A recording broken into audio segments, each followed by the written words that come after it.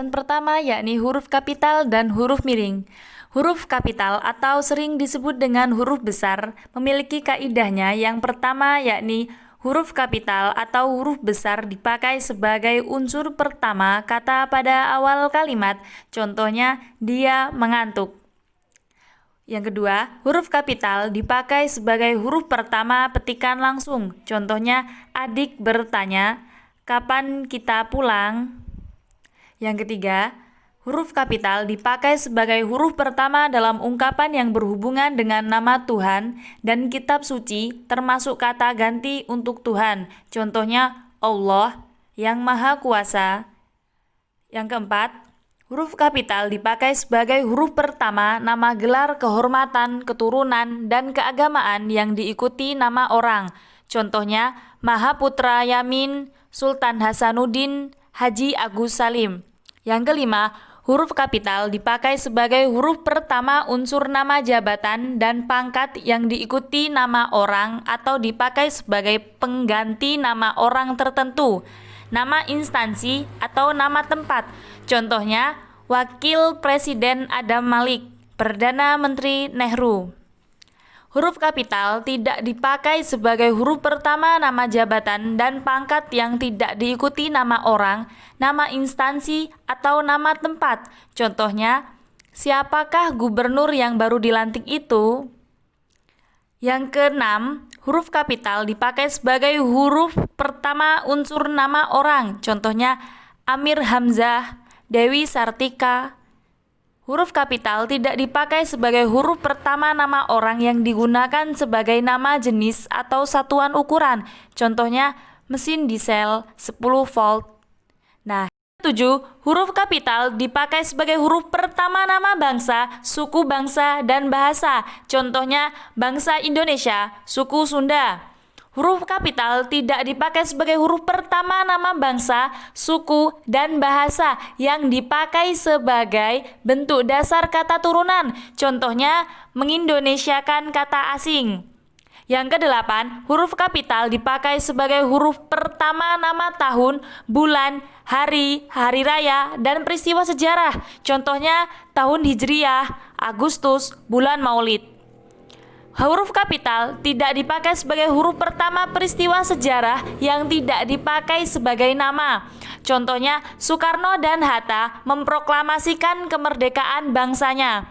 Yang kesembilan, huruf kapital dipakai sebagai huruf pertama nama geografi. Contohnya, Asia Tenggara, Banyuwangi. Huruf kapital tidak dipakai sebagai huruf pertama istilah geografi yang tidak menjadi unsur nama diri. Contohnya, berlayar ke Teluk. Huruf kapital tidak dipakai sebagai huruf pertama nama geografi yang digunakan sebagai nama jenis. Contohnya, garam Inggris. 10. Huruf kapital dipakai sebagai huruf pertama semua unsur nama negara, lembaga pemerintah, dan ketatanegaraan, serta nama dokumen resmi kecuali kata seperti dan. Contohnya, Republik Indonesia, Majelis Permusyawaratan Rakyat. Huruf kapital tidak dipakai sebagai huruf pertama kata yang bukan nama negara, lembaga pemerintah, dan ketatanegaraan, badan, serta nama dokumen resmi. Contohnya, menjadi sebuah republik, beberapa badan hukum. Yang ke-11, huruf kapital dipakai sebagai huruf pertama setiap unsur bentuk ulang sempurna yang terdapat pada nama badan, lembaga pemerintah, dan ketatanegaraan, serta dokumen resmi. Contohnya, Perserikatan Bangsa-Bangsa, Undang-Undang Dasar Republik Indonesia. Yang ke-12, huruf kapital dipakai sebagai huruf pertama semua kata, termasuk semua unsur kata ulang sempurna. Di dalam nama buku, majalah, surat kabar, dan judul karangan, kecuali kata seperti di, ke, dari, dan, yang, untuk yang tidak terletak pada posisi awal. Contohnya, saya telah membaca buku dari Ave Maria ke jalan lain ke Roma. Ke-13, huruf kapital dipakai sebagai huruf pertama unsur singkatan nama gelar, pangkat, dan sapaan. Contohnya, DR, titik, itu dokter. Atau MA, Master of Arts. Yang ke-14, huruf kapital dipakai sebagai huruf pertama penunjuk hubungan kekerabatan seperti bapak, ibu, saudara, kakak, adik, dan paman yang dipakai dalam penyapaan dan pengacuan. Contohnya, kapan bapak berangkat? Tanya Desi. Huruf kapital tidak dipakai sebagai huruf pertama kata penunjuk hubungan kekerabatan yang tidak dipakai dalam pengacuan atau penyapaan. Contohnya, kita semua harus menghormati bapak dan ibu kita. Yang ke-15, yang terakhir, huruf kapital dipakai sebagai huruf pertama kata ganti Anda. Contohnya, sudahkah Anda tahu? Membahas huruf kapital, sekarang kita langsung membahas huruf miring. Penulisan huruf miring dalam cetakan dipakai untuk menuliskan nama buku, majalah, dan surat kabar yang dikutip dalam tulisan. Contohnya, majalah Bahasa dan Sastra, surat kabar Suara Rakyat. Huruf miring dalam cetakan dipakai untuk menegaskan atau menghususkan huruf, bagian kata, atau kelompok kata. Contohnya, huruf pertama kata abad adalah A. Huruf miring dalam cetakan dipakai untuk menuliskan nama ilmiah atau ungkapan asing, kecuali yang telah disesuaikan ejaannya. Contohnya, nama ilmiah buah mangga adalah Carcinia mangostama. Yang kedua, kata dasar dan kata turunan. Kata dasar, kata yang berupa kata dasar ditulis sebagai satu kesatuan. Contohnya, kantor pajak penuh sesak. Dan ibu percaya bahwa engkau tahu.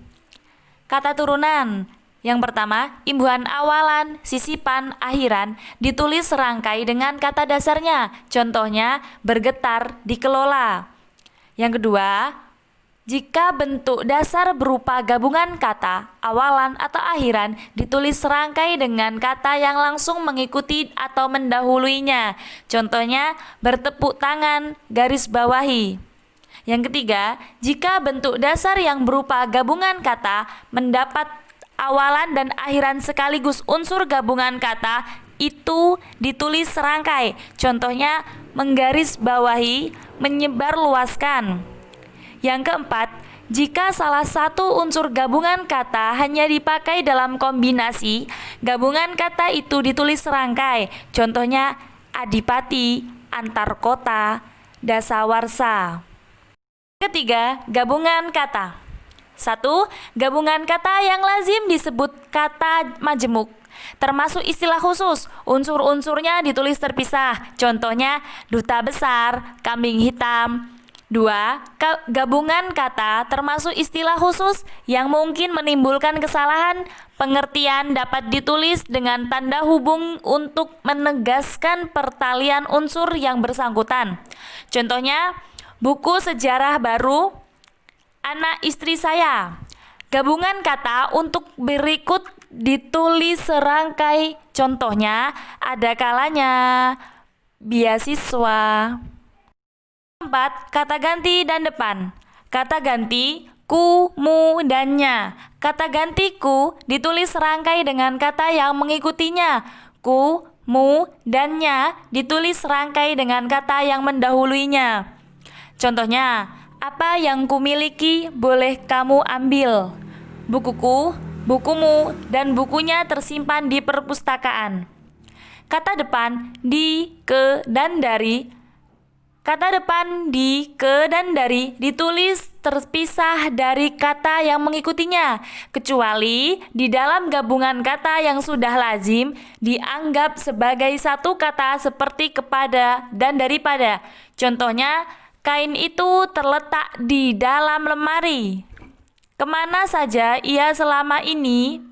Kelima, kata si dan sang. Kata si dan sang ditulis terpisah dari kata yang mengikutinya. Contohnya, harimau itu marah sekali kepada sang kancil. Surat itu dikirimkan kepada si pengirim. 6. Partikel, singkatan, dan akronim. Partikel. Yang pertama, partikel lah, kah, dan tah ditulis serangkai dengan kata yang mendahuluinya. Contohnya, bacalah buku itu baik-baik. Apakah yang tersirat dalam surat itu? Apatah gunanya bersedih hati? Yang kedua, partikel pun ditulis terpisah dari kata yang mendahuluinya. Contohnya, jika ayah pergi, adik pun ingin pergi. Yang ketiga, partikel per yang berarti mulai, demi, dan tiap ditulis terpisah dari bagian kalimat yang mendahului atau mengikutinya. Contohnya, mereka masuk ke dalam ruangan satu per satu. Singkatan adalah salah satu hasil proses pemendekan yang berupa huruf atau gabungan huruf yang dieja huruf demi huruf. Yang pertama, singkatan nama orang, nama gelar, sapaan, jabatan, atau pangkat diikuti dengan tanda titik. Contohnya, Muh titik Yamin, S titik E titik sarjana ekonomi. 2. Singkatan nama resmi lembaga pemerintah dan ketatanegaraan, badan atau organisasi, serta nama dokumentasi resmi yang terdiri atas huruf awal kata ditulis dengan huruf kapital dan tidak diikuti dengan tanda titik. Contohnya, DPR, Dewan Perwakilan Rakyat. 3. Singkatan umum yang terdiri atas 3 huruf atau lebih diikuti satu tanda titik. Contohnya DLL dan lain-lain. A, tetapi, A titik, N titik atas nama. Yang keempat, lambang kimia, singkatan, satuan ukuran, takaran, timbangan, dan mata uang tidak diikuti tanda titik. Contohnya CU, cuprum, Rp, rupiah. Akronim adalah bentuk penyingkatan satu kata atau lebih menjadi gabungan beberapa suku kata yang diperlakukannya sebagai kata. 1. Akronim nama diri yang berupa gabungan huruf awal dari deret kata ditulis seluruhnya dengan huruf kapital. Contohnya ABRI, ABRI, Angkatan Bersenjata Republik Indonesia. Yang kedua, akronim nama diri yang berupa gabungan suku kata atau gabungan huruf dan suku kata dari deret kata ditulis dengan huruf awal huruf kapital. Contohnya AKABRI, Akademik Angkatan Bersenjata Republik Indonesia. Yang ketiga, akronim yang bukan nama diri yang berupa gabungan huruf, suku kata, ataupun gabungan huruf dan kata dari deret kata seluruhnya ditulis dengan huruf kecil. Contohnya pemilu, pemilihan umum. Terakhir yang ketujuh, angka dan bilangan. 1. Angka dipakai untuk menyatakan lambang bilangan atau nomor. Yang kedua, angka dipakai untuk menyatakan ukuran panjang, berat, luas, dan isi. Satuan waktu, nilai uang, dan kuantitas. Contohnya 4 meter persegi tahun 1928. Yang ketiga, angka lazim dipakai untuk melambangkan nomor jalan, rumah, apartemen, atau kamar pada alamat. Contohnya Hotel Indonesia, kamar 169. Yang keempat, angka digunakan juga untuk menomori bagian karangan dan ayat kitab suci. Contohnya bab 10, halaman 252. Penulisan lambang bilangan dengan huruf dilakukan sebagai satu bilangan utuh, contohnya 12, seperti yang ada di situ ya kawan-kawan. Yang kedua, bilangan pecahan, contohnya setengah. 6. Penulisan lambang bilangan tingkat dapat dilakukan dengan cara berikut. Contohnya pada awal abad 20. Angka Romawi ya guys, 10, 10. Dalam kehidupan abad ke-20 ini.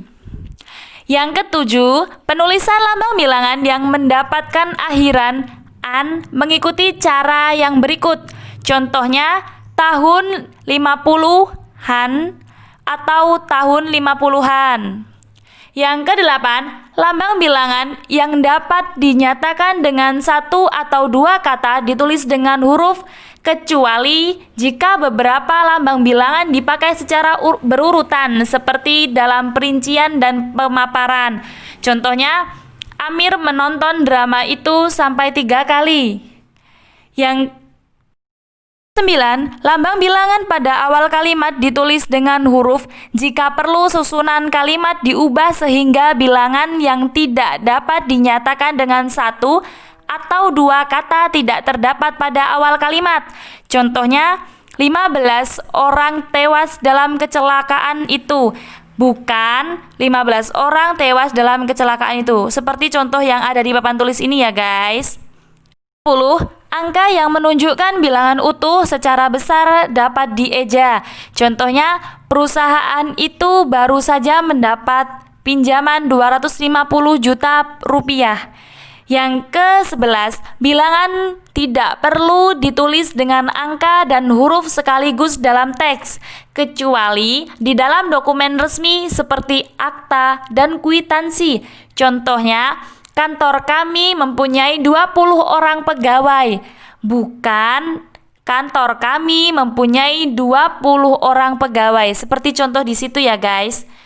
Yang ke-12, jika bilangan dilambangkan dengan angka dan huruf, penulisannya harus tepat. Contohnya, saya lampirkan tanda terima uang sebesar 999,75 per 100 rupiah.